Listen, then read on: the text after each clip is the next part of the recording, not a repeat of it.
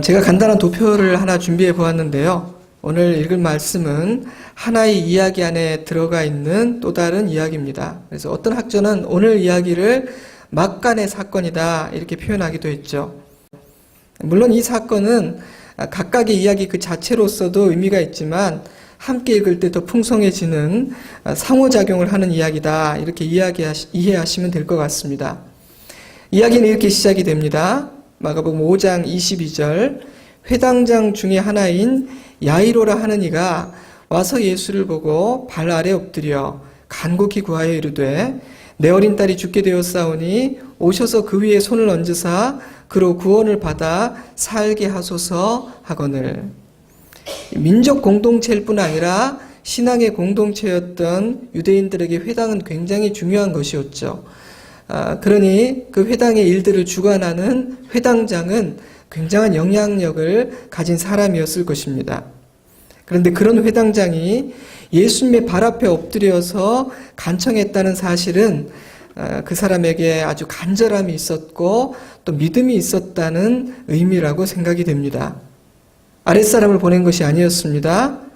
한 지역의 영향력 있는 리더로서 어깨에 힘을 주고 거만하게 도움을 청한 것도 아니었습니다.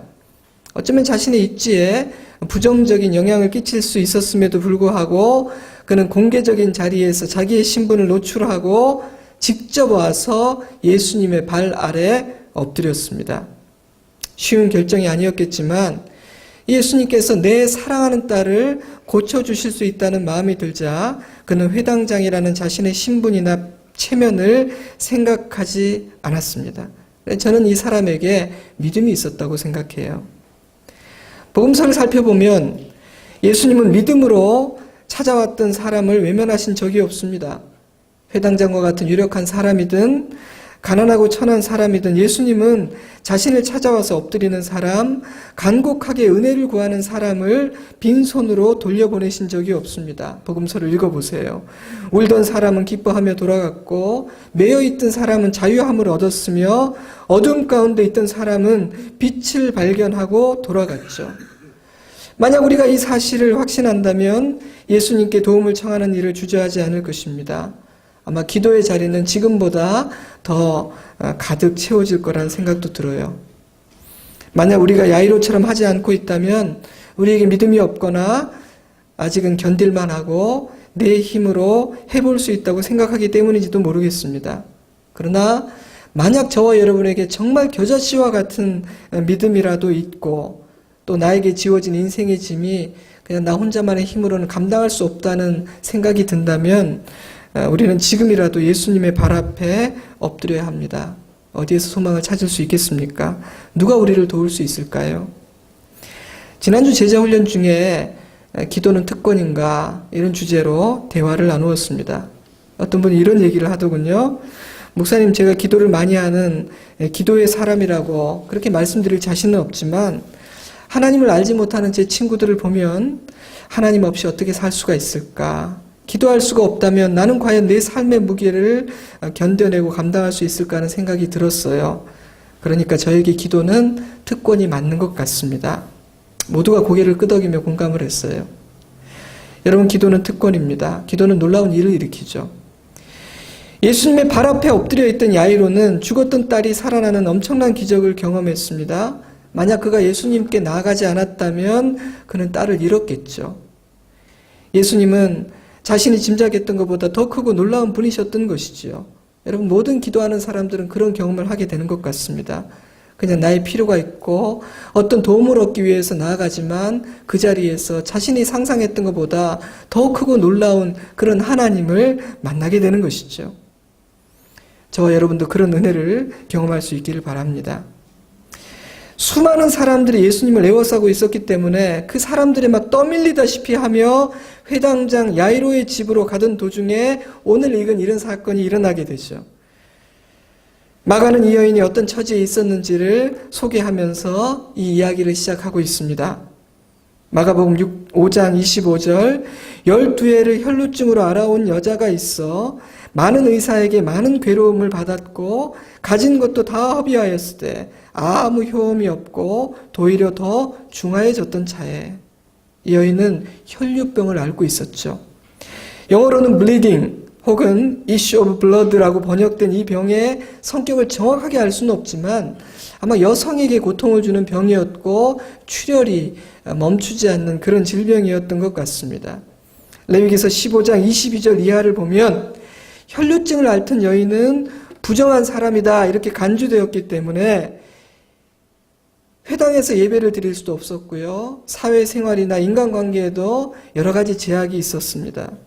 때문에 이 여인의 고통은 단지 육신의 아픔뿐 아니라 정신적이고 정서적인 고통이고 또한 영적인 그런 고통이기도 했죠.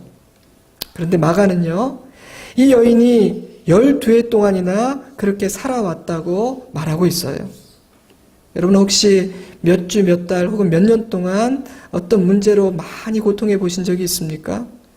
지금까지도 힘이 들었지만 도대체 이 문제가 언제 해결될까? 답을 갖지 못한 채로 힘들고 고통스러워하는 그런 문제가 있으신가요? 그렇다면 이 여인의 심신이 어떤 상태였을지 조금은 짐작하실 수 있을 것 같습니다. 게다가 이 여자는요, 수많은 의사들을 만났지만 가진 것들을 다 허비한 채로 병은 더 깊고 중해진 상태에 있었습니다. 거의 망가져 있었다고 해도 과언이 아닐 것입니다. 이제는 정말 할 수 있는 일이 없는 절망적인 상황이었던 것이죠. 사랑하는 성도 여러분, 하나님은 과연 이런 여인에게도 소망이 될 수 있을까요? 이렇게 바닥을 친 상태에서도 하나님께서는 새 일을 행하실 수 있는 것일까요? 여러분 이런 문장을 들어보신 적이 있는지 모르겠습니다. 하나님은 완전히 망가진 것을 고치시는 전문가이시다. 하나님은 인간의 힘으로는 더 이상 할 수 있는 것이 아무것도 없는 그곳에서 새로운 일을 행하신다. 들어보셨나요? 제가 믿고 아멘하는 문장입니다. 제 자신이 경험한 은혜이기도 하죠. 지금부터 한 19년, 18년 전쯤인가요? 정말 저와 저의 아내는 트렁크 하나를 들고 눈 오는 겨울날 거리에 나섰던 적이 있습니다. 진짜 잘 곳이 없었고 내일 일을 알지 못했던 순간이 있었어요. 그러나 하나님께서 끝났다고 하기 전까지는 끝난 것은 아니더라고요. 물론 하나님이 우리를 일부러 망가뜨리신다거나 우리가 무너지기만을 기다리는 분이라는 그런 얘기는 아닙니다. 하나님이 그런 분이라면 너무나 엽기적인 그런 하나님 아니십니까? 하나님 그런 분 아니시죠. 세상이 너무나 악하고 험하기 때문에 또 우리 자신도 세상 욕심과 죄로 오염된 존재이기 때문에 우리는 쉽게 절망하고 쉽게 망가지는 존재죠. 하나님이 우리를 망가뜨리는 것이 아니라 우리가 자신의 욕심과 죄로 인해서 스스로 망가지고 이 세상의 어두움의 권세가 우리를 망가뜨리는 것입니다. 하나님은 그렇게 망가지고 무너진 우리에게 찾아오셔서 우리를 회복시키시고 우리를 새롭게 만드시기를 기뻐하신다는 말입니다. 하나님에게는 그러신 능력이 있다는 의미이기도 하고요. 하나님 우리를 포기하지 않으세요. 그런 차원에서 생각해 본다면 이 여인의 상황은 하나님께서 뭔가 새로운 일을 행하시기에 아주 좋은 상태가 아니었을까 하는 생각이 들었습니다. 그 이유는요, 어리석은 인간은 아직 자신이 뭔가 할 수 있는 일이 남아있다고 생각할 때, 아직은 나에게 뭔가 해볼 수 있는 힘이 남아있다고 생각할 때는 전적으로 그야말로 온전히 하나님만을 의지하지 못하기 때문입니다. 빨리 항복을 선언하고 우리의 진정한 도움이 되시는, 아니 유일한 도움이 되시는 하나님께 굴복하고 의지하고 맡기면 좋은데 인간은 버틸 때까지 버텨보는 너무나 어리석은 존재이기 때문에 하나님은 종종 우리의 힘이 완전히 빠지고 우리가 너무 지쳐서 절망하고 포기해버릴 때까지 기다려주시는 것 같아요. 그래야 하나님이 원하시는 대로 우리를 빚어내실 수가 있기 때문입니다. 여러분 이 여인은요, 그야말로 온몸에 힘이 다 빠진 상태였습니다. 자신의 모든 시도가 실패했고요. 이제는 더 이상 해볼 수 있는 일이 없었으니까요. 그 회당장도 마찬가지였죠. 그는 유력한 사람이었음에도 불구하고 자신이 그토록 사랑하는 딸을 위해서 할 수 있는 일이 아무것도 없었습니다. 부정한 여인이나 유력한 회당장이나 인생의 한계에 부딪혀 절망할 수밖에 없는 순간은 찾아옵니다. 그것이 인생이고 그것이 연약한 인간의 현실이죠. 그런데 그런 절망과 좌절이 이 두 사람을 예수님에게로 이끌었습니다. 그렇게 생각해 보면 이 절망감, 내가 할 수 있는 것이 아무것도 없다는 마음은 꼭 부정적인 것만은 아닌 것 같아요. 그런 감정은 때로 우리를 새로운 곳으로 인도해 줍니다.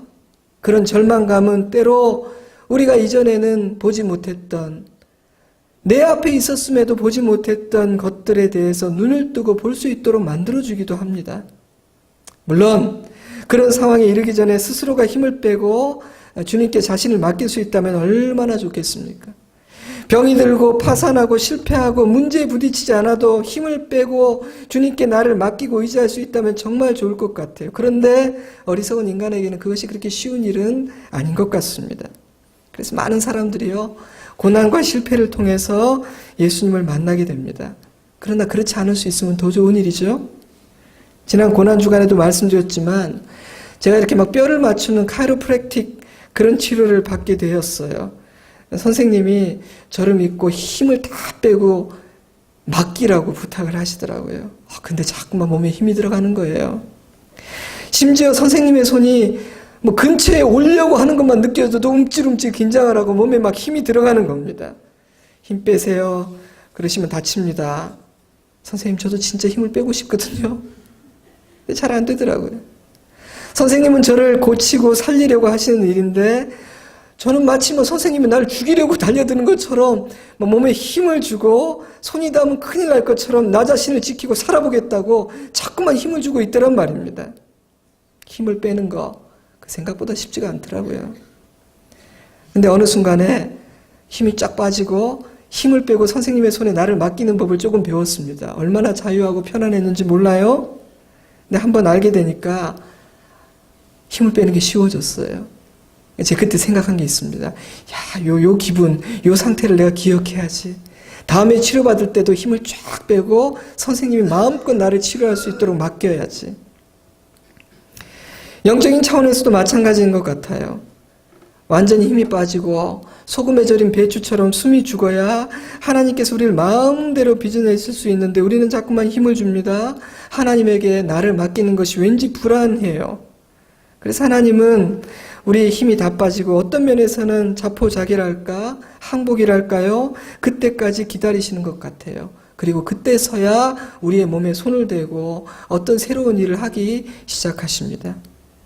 그렇게 생각해보면 너무나 지치고 절망을 해서 자포자기하고 힘이 빠져버린 이 여인의 상태는 하나님이 손대고 만지고 새롭게 하시기에 너무너무 좋은 상태였던 것 같아요.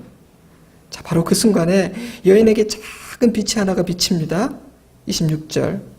많은 의사에게 많은 괴로움을 받았고 가진 것도 다 허비하였을 때 아무 효험이 없고 도리어 더 중하여졌던 차에 예수의 소문을 듣고 이 짧은 문장이 그녀의 삶에 일어나는 새로운 반전의 시작이었습니다. 사실 별것 아닌 일이었죠. 대단한 일도 아니고 그냥 예수라는 사람이 있다는 소문에 불과했으니까요. 하지만 여러분, 때로 우리의 인생은요, 너무나 별것 아니라서 그냥 지나쳐버릴 수 있는 작은 일들을 통해 대반전을 이루게 됩니다. 때문에 우리는 하나님께서 지금 내 삶에 어떻게 개입하시고 어떤 일을 하고 계시는지를 캐치할 수 있는 지혜를 구해야 될 것 같아요. 하나님은요, 내 곁에 있는 지극히 평범한 한 사람, 내게 주어진 아주 사소한 기회, 내게 들려온 한 구절의 말씀, 그런 작은 것들을 통해서 큰 반전을 일으키실 수 있는 놀라우신 하나님이시거든요. 그래서 우리 그리스도인들은 작은 일을 중요하게 여기고 작은 일에도 최선을 다합니다. 하나님께서 그 작은 일을 통해서 어떤 큰 일이 이루실지 우리는 잘 알지 못하니까요. 예수의 소문, 그것이 이 여인에게는 바로 그런 작은 일이었습니다. 어쩌면 그것은 엘리야가 기도할 때 나타난 손만한 작은 구름이었을지 몰라요. 그 표현 참 재밌죠. 손만한 작은 구름. 가뭄이 들어 대지가 말라가는데 그 손만한 작은 구름이 무슨 의미가 있겠습니까? 그러나 그것은 하나님께서 그의 기도를 들으시고 응답하시겠다는 약속이었습니다. 곧 내리게 될 엄청난 비의 서막이었죠. 저는 우리가 무엇을 보고 듣고 무엇에 반응하는지가 얼마나 중요한지를 다시 한번 묵상해 보았습니다. 여러분은 매일 무엇을 보고 듣습니까? 보고 듣는 수많은 것들 중에 어떤 것에 영향을 받고 무엇에 반응하고 있습니까? 여러분에게 소문과 이야기를 전해주는 사람은 누구입니까? 그들은 무엇을 전달해 주나요? 감사하게도 여인에게는 예수의 소문을 전해준 사람이 있었습니다. 그리고 어쩌면 그 사람은 예수의 소문을 전하면서 그분을 한번 찾아가 보라고, 그분이 당신에게 소망이 될 수 있다고 격려해 주었을지도 모르겠습니다. 물론 그 주변에는 그 소리를 듣고 갈 필요가 없어, 너 뭘 할 수 있겠어, 애써볼 만큼 애써봤잖아, 안 되는 거야, 길을 꺾는 사람도 있었겠죠. 그런데 다행히도 이 여인은 자신에게 들려왔던 그 많은 소리들 중에 예수의 소문에 반응해야겠다고 마음을 먹습니다. 여러분 기억하십시오. 내게 보이고 내게 들리는 모든 것들이 다 유익하고 좋은 것은 아닙니다. 때문에 우리에게는 듣고 반응해야 될 소리를 걸러내고 분별할 실력이 있어야 합니다. 내게 그런 실력이 없다면 내 옆에 그런 실력이 있는 사람이라도 있어야 됩니다. 도움을 청해야 됩니다. 물어보아야 됩니다. 특히 여러분, 이 여인처럼 절망적이고 약해져 있을 때 보이고 들리는 소리는 진짜 중요한 것 같아요. 왜냐하면 그런 상황에서는 우리가 약해져 있기 때문에 판단력이 막 흐려져 있거든요. 뭘 붙잡아야 되는지, 어떤 소리 들어야 되는지 잘 모를 수 있습니다. 막 아무 줄이나 막 붙잡기가 쉬워요. 요즘은 아예 방송으로 대놓고 광고하지만 제가 대학 시절에는 아주머니들이 지하철역에 쫙 서서 명함 같은 걸 막 나눠줬습니다. 요즘은 뭐 스포츠센터나 식당 개업 전단을 많이 주는 것 같은데 그때는 그렇게 대출 광고를 많이 줬던 것 같아요. 강남역 앞에서. 전화하면 막 5분 안에 대출된다고. 저는 뭐 대학 시절에 철이 없어서 그게 위험하고 무서운 광고인지를 몰라서 참 고생들 하신다, 일찍 퇴근했으면 좋겠다 싶어서 많이 받아들였어요. 그래가지고 쓰레기통에 버렸지만 하여튼 빨리 받아들여야 이제 빨리 퇴근을 하실 거 아니에요. 근데 알고 봤더니 그것이 사람을 죽이는 무서운 광고더라고요. 절망적인 사람들에게, 죽지 않으려면 그것이라도 잡아야 될 정도로 선택의 여지가 없는 사람들에게 그것은 생명의 동아줄처럼 보일 수도 있는 거예요. 그래서 살려고 그 줄을 붙잡는 사람들이 있습니다. 근데 여러분, 그것은 썩은 동아줄이죠. 살리는 줄이 아니라 결국은 사람을 죽이고 가족들에게도 엄청난 고통을 주지 않습니까? 좀 심한 비유인지 모르지만 저는 그런 종류의 광고는 합법적으로 사람을 죽이는 독약이나 마약을 나눠주는 거하고 크게 다르지 않다는 생각이 들어요. 참 세상은 모순이에요. 돈만 주면 그렇게 사람을 망치는 광고를 전파로 흘려보내면서 또 그 전파를 광고하는 방송에서 사회 문제와 악을 고발하는 프로그램을 동시에 진행합니다. 참 모순덩어리예요. 여러분, 방송국에서 우리의 인생을 책임져 주지 않아요. 우리가 분별해야 돼요. 무슨 소리를 들어야 되는가, 어떤 줄을 잡아야 되는가, 어떤 소리에 반응하고 내 인생을 걸어야 되는가, 우리가 판단하고 책임지는 겁니다. 여인에게 오직 예수의 소리만 들려오지는 않았을 텐데 이 여인은 그 수많은 소리들 중에 예수의 소문에 반응합니다. 여러분, 아무 소리에나 반응하고 쉽게 몸을 움직이지 마시기 바랍니다. 듣지 말아야 할 소리들을 거절하세요. 예수의 소문에 반응하십시오. 하나님의 말씀에 움직이십시오. 여러분을 진심으로 사랑하는 사람들의 소리에 반응하십시오.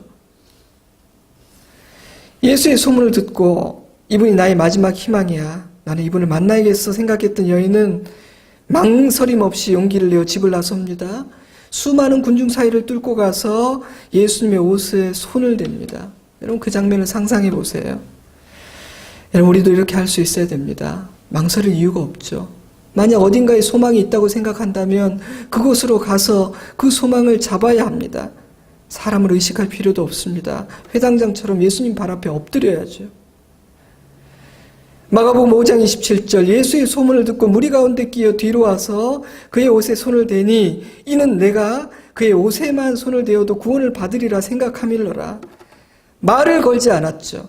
예수님의 옷에 손만 댄 데는 두 가지 이유가 있었을 것 같아요. 첫 번째 이유는 자기와 같이 부정한 여자가 공개적으로 나타나서 말 걸고 예수님의 사역을 방해할 수 없다는 생각 때문에 조용히 끝내고자 했습니다. 이런 면에서 회당장과 여인은 대조가 되죠. 왜냐하면 회당장은 당당하게 막 그 행렬 앞에 딱 나타나서 엎드렸고 아마 회당장이 나타났을 때 사람들은 길을 터줬을지도 모르겠어요. 그 지방 사람도 알았을 테니까. 하지만 여인은 예수님 앞에 당당하게 설 수조차 없는 처지였습니다.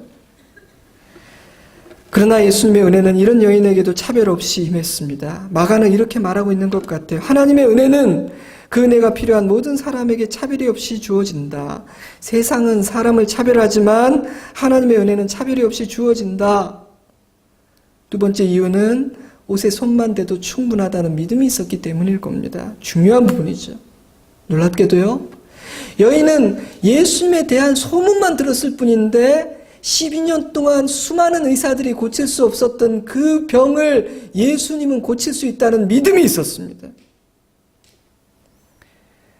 이것은 회당장과 여인의 공통점이죠. 두 사람의 신분과 처지는 달랐지만 두 사람 모두에게 믿음이 있었습니다. 이것도 마가가 말하고 싶었던 걸 거예요. 예수님은 믿음을 보신다. 신분, 성경 지식, 신앙 연수, 빈부 이런 것 보지 않으신다. 믿음만 있으면 된다는 겁니다. 여러분 우리에게 믿음이 있습니까? 기적을 일으키는 믿음이 있나요? 마가복음 5장 30절 예수께서 그 능력이 자기에게서 나간 줄을 곧 스스로 아시고 무리 가운데서 돌이켜 말씀하실 때 누가 내 옷에 손을 대었느냐 하시니 제자들이 여짜오되 무리가 에워싸 미는 것을 보시며 누가 내게 손을 대었느냐 물으시나이까 하되 누가 내 옷에 손을 대었느냐 물으시니까 제자들이 황당했습니다. 아이고 예수님 저 많은 사람들 좀 보십시오. 100명도 넘게 예수님에게 손을 댄 것 같은데요. 사실 제자들의 말이 맞죠. 굉장히 많은 사람들이 예수님과 막 부딪혔을 거예요. 옷에 손도 닿고요. 저는 예수님의 말씀을 이렇게 바꿔보았습니다. 아니 내 말은 그 말이 아니고 누가 내 옷에 믿음으로 손을 대었느냐. 예수님이 이렇게 묻고 계신 거예요. 그냥 손댄 사람 말고 누가 내 옷에 믿음으로 손을 댔냐. 30절에 재밌는 표현이 있죠. 예수께서 그 능력이 자기에게서 나간 줄을 곧 스스로 아시고 단지 예수님의 옷에 손을 댄다고 모두가 기적을 경험하는 것이 아니었던 겁니다. 수많은 사람들의 손이 예수님에게 닿았지만 예수님이 나의 능력이 나갔구나라고 느낀 것은 이때가 처음이었어요. 왜 그랬을까요? 예수님의 옷에 능력이 있는 것이 아니었거든요. 믿음으로 손대는 자에게 하나님의 능력이 임했던 것입니다. 말씀드린 것 같은데 어떤 영화에 이런 장면이 있다 그러죠. 강력한 마귀를 만난 어떤 사람이 십자가를 들이대며 물러가라고 말하니까 넌 믿지도 않는 십자가는 의미가 없다고 그를 삼켜버립니다. 여러분 십자가는 부적이 아니죠. 믿음 없이 들이대는 십자가는 장식품에 불과하고 믿음 없이 읊어대는 성경 구절은 의미 없는 주문에 불과합니다. 마귀가 비웃어요. 하지만 이 여인에게는 믿음이 있었습니다. 마가복음 5장 34절 예수께서 이르시되 딸아 내 믿음이 너를 구원하였으니 평안히 가라 내 병에서 놓여 건강할지어다. 제자 훈련도 안 받았어요. 신학 공부도 안 했습니다. 근데 이 여인에게는 믿음이 있었네요. 여러분 우리의 성경 공부와 예배와 묵상이 우리에게 진정한 믿음을 허락하시기를 주님의 이름으로 축복합니다. 항상 듣고 배우지만 예수님을 만나지 못하고 믿음이 없는 사람의 자리에 머물러서는 안 됩니다. 적어도 믿음이 자라고 싶다는 소원이라도 있어야죠. 그날 예수님 주변에는 수많은 사람들이 있었지만 단지 그곳에 있다고 해서 같은 은혜와 같은 기적을 경험하게 되는 것은 아니었습니다. 물론 어떤 자리에 있는지도 중요하죠. 새벽 기도를 빠지지 않는 어떤 분이 계셨어요. 근데 오시면 거의 대부분의 날을 졸다가 가셨습니다. 다 모든 것이 끝날 쯤에 눈을 딱 뜨고 정신 차려서 출근하셨어요. 이해는 합니다. 육체 노동을 하시는 분이었어요. 저는 가끔 그런 생각을 했습니다. 저렇게 피곤하시면 하루쯤은 새벽기도 오지 마시고 집에서 좀 깊이 주무시고 몸을 회복한 다음에 그 다음날 오셔도 될 텐데 생각했어요. 근데 그분에게는 확고한 믿음이 있었습니다. 졸더라도 나는 기도의 자리에서 졸 거야. 은혜의 자리에서 조는 것과 집에서 자는 것과는 다르지. 나는 무조건 가서 존다. 이런 굳건한 철학을 가지고 그 자리에 어쨌든 앉아 계셨어요. 자리를 지키셨어요. 저는 그분의 믿음대로 될 거라고 확신합니다. 물론 또 너무 거기 위로받으시고 또 졸려고 마음먹지는 마시고요. 예, 물론 어디에 있는지도 굉장히 중요해요. 악한 자리, 세상적인 자리, 유혹이 많은 자리보다는 은혜의 자리, 빛이 있는 자리, 소망의 자리에 있는 것이 훨씬 낫죠. 그러나 여러분, 단지 그 자리에 있는 것으로 만족하지 마세요. 내가 그냥 그 자리에 있다는 걸로 만족하지 마세요. 기왕에 예수님이 있는 자리, 은혜의 자리에 있기로 마음을 먹으셨다면 조금 더 간절함과 적극성과 믿음을 가져보세요. 수많은 사람들이 있었지만 하나님의 능력을 체험한 사람은 믿음으로 옷자락을 만진 여인 한 사람뿐이었습니다. 우리가 그 사람이 되어야 되지 않겠어요? 여인은 숨고 싶었지만 예수님은 여인을 찾으십니다. 32절. 예수께서 이 일 행한 여자를 보려고 둘러보시니 여자가 자기에게 이루어진 일을 두려워하며 떨며 와서 그 앞에 엎드려 모든 사실을 여쭈니 왜 두려워하고 왜 떨었을까요? 마가가 여자가 자기에게 이루어지는 일을 알고 떨었다는 말, 그렇게 표현하고 있다는 걸 주목해야 돼요. 여자는 믿음으로 예수님을 만졌지만 실제로 기적이 일어났을 때 예수님의 신성, 예수님의 하나님 되심을 느끼면서 겁이 났던 거예요. 내가 생각했던 것보다 이분은 더 놀랍고 크신 분이구나. 이분이 도대체 누구야? 라는 마음이 그로 하여금 두려움을 갖게 만들었다는 것입니다. 34절. 예수께서 이르시되 딸아 내 믿음이 너를 구원하였으니 평안히 가라. 내 병에서 놓여 건강할지어다. 예수님이 누가 나를 만졌느냐라고 물으셨던 이유는 여인을 혼내기 위해서가 아니라 여인의 믿음을 칭찬해주고 싶었기 때문입니다. 그리고 그곳에 있던 다른 사람들도 이 일을 보면서 여인과 같은 믿음을 가졌으면 좋겠다는 소원이 있으셨을 거예요. 하지만 여러분, 그 자리에서 믿음으로 반응한 사람은 많지 않았습니다. 하나님은 모든 사람이 믿음을 갖기를 원하지만 믿음의 길은 넓은 길이 아니라 좁은 길인 것 같아요. 우리에게는 항상 세상이 더 커 보이죠. 마가복음 5장 35절. 아직 예수께서 말씀하실 때 회당장의 집에서 사람들이 와서 회당장에게 이르되 당신의 딸이 죽었나이다. 어찌하여 선생을 더 괴롭게 하나이까? 예수께서 그 하는 말을 곁에서 들으시고 회당장에게 이르시되 두려워 말고 믿기만 하라 하시고 그들이 비웃더라. 믿음이 없이 비웃는 것, 어쩌면 이것이 더 많은 사람들이 하는 반응일지 모르겠어요. 믿음을 갖는다는 것, 믿음으로 반응하고 순종한다는 것은 쉬운 일이 아닙니다. 그러므로 우리에게 조그만 믿음이 있으면 그것을 감사하게 생각하세요. 그게 기적입니다. 그게 은혜죠. 예수님께 도움을 청할 때만 해도 딸이 살아있었는데 여인 때문에 잠깐 지체되는 사이에 딸은 죽어버렸습니다. 끝났구나. 회당장 그렇게 생각하지 않았을까요? 여러분, 죽음은요 12년 된 혈류병보다 더 어려운 문제 아닙니까? 과연 예수님이 12년 된 병은 고쳐주실 수 있었지만 죽음까지도 다룰 수 있을까요? 그런데 예수님은 두려워하지 말고 믿기만 하라고 말씀하십니다. 딸이 죽었다는 이야기를 들었지만 예수님은 당황하지 않으셨어요. 왜냐하면 완전히 망가진 것을 고칠 수 있으시니까요. 죽음도 이기실 수 있는 분이시기 때문입니다. 40절. 그들이 비웃더라. 예수께서 그들을 다 내보내신 후에 아이의 부모와 또 자기와 함께한 자들을 데리시고 아이 있는 곳에 들어가사 그 아이의 손을 잡고 이르시되 달리다고 마시니 번역하면 곧 내가 내게 말하노니 소녀에 일어나라 하심이라. 예수님은 비웃는 사람들을 다 내보내시고 아이의 부모와 제자들과 함께 아이 있는 곳으로 가십니다. 그리고 아이를 살리시죠. 여러분, 이 말씀을 잘 보세요. 예수님 비웃는 사람들은 예수님이 데리고 들어가지 않으세요. 돌려보내십니다. 믿음이 없었던 사람들은 기적의 현장 근처에도 가지도 못했어요. 딸이 죽었다는 이야기를 듣고 부모는 낙심이 되었겠지만 그래도 끝까지 예수님이 하자는 대로 따라갔어요. 그들의 믿음이 얼마나 컸는지 저는 알 수가 없습니다. 하지만 적어도 예수님이 하자는 대로 그냥 이렇게 따라다닐 정도의 믿음은 있었습니다. 그렇죠?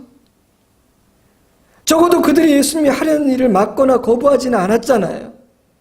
이제는 끝났으니까 가서 예수님의 일을 보십시오. 우린 이제 장례 준비를 해야 됩니다. 와주신 것만으로도 정말 감사해요. 이제 가세요. 이렇게 말하지 않았지 않습니까?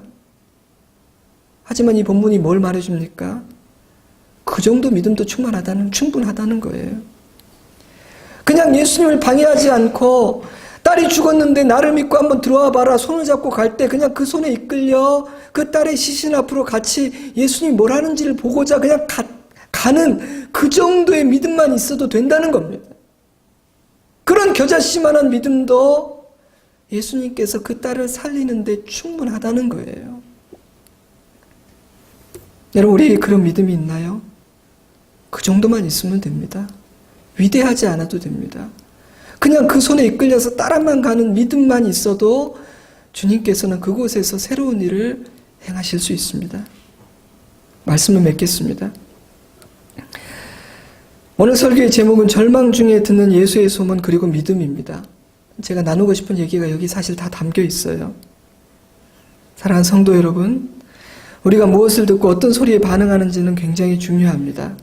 특히 절망 중에 있을 때 들리는 많은 소리들 가운데 내가 듣고 반응해야 되는 소리를 분별하고 반응한 참 중요한 선택이죠. 우리에게 예수의 소문이 들리기를 바랍니다. 하나님 말씀이 들리기를 바랍니다. 나를 아끼고 사랑하는 믿음의 친구들의 기도 소리가 그때 들릴 수 있기를 바랍니다. 그리고 그 소리에 반응할 수 있기를 바랍니다. 중요한 순간마다 예수님은 믿음을 요구하세요. 마태복음 9장 28절, 내가 능히 이 일을 할 줄을 믿느냐? 대답하되 주여 그러하오이다 하니, 이에 예수께서 그들의 눈을 만지며 이르시되 너희 믿음대로 되라 하시니. 마가복음 5장 34절, 예수께서 이르시되 딸아 내 믿음이 너를 구원하였으니 평안히 가라. 내 병에서 놓여 건강할지어다. 믿음으로 반응했던, 믿음으로 예수님 옷자락을 잡았던 여인에게 세 가지 은혜가 주어졌습니다. 12해 동안 괴롭히던 병에서 자유케 되었고요. 구원을 받았습니다. 그리고 평안을 얻었습니다. 오늘 예수님은 우리에게도 이런 은혜를 주시기를 원합니다. 근데 그러려면 몸에 좀 힘이 빠져야 될 것 같아요. 우리가 집착하고 있는 것들이 꽤 많고 우리가 이렇게 붙잡고 있는 동아줄들이 굉장히 많은 것 같습니다. 때로는 참 이해가 안 되게 나도 왜 이러지 하면서 이렇게 잡고 있는 게 있어요. 이거 잡는가? 이거 아닌데 하면서도 잡고 있는 것도 있죠. 참 재밌어요, 인간이. 아니다 하고 느끼면서도 막 잡고 있어요. 이 여인처럼 할 수 없어서 힘이 빠지고 놓는 것이 아니라 우리가 하나님의 말씀을 들었기 때문에 그런 것들을 놓고 힘을 빼고 주님께 나를 맡기는 은혜가 오늘 이 아침 우리에게 있었으면 좋겠습니다. 그리고 대단한 믿음은 아니더라도 작은 믿음으로 주님의 옷자락을 잡고 또 주님의 손에 이끌려서 주님이 가자는 대로 이끌려가는 그런 은혜가 저와 여러분에게 있기를 주님의 이름으로 축복합니다.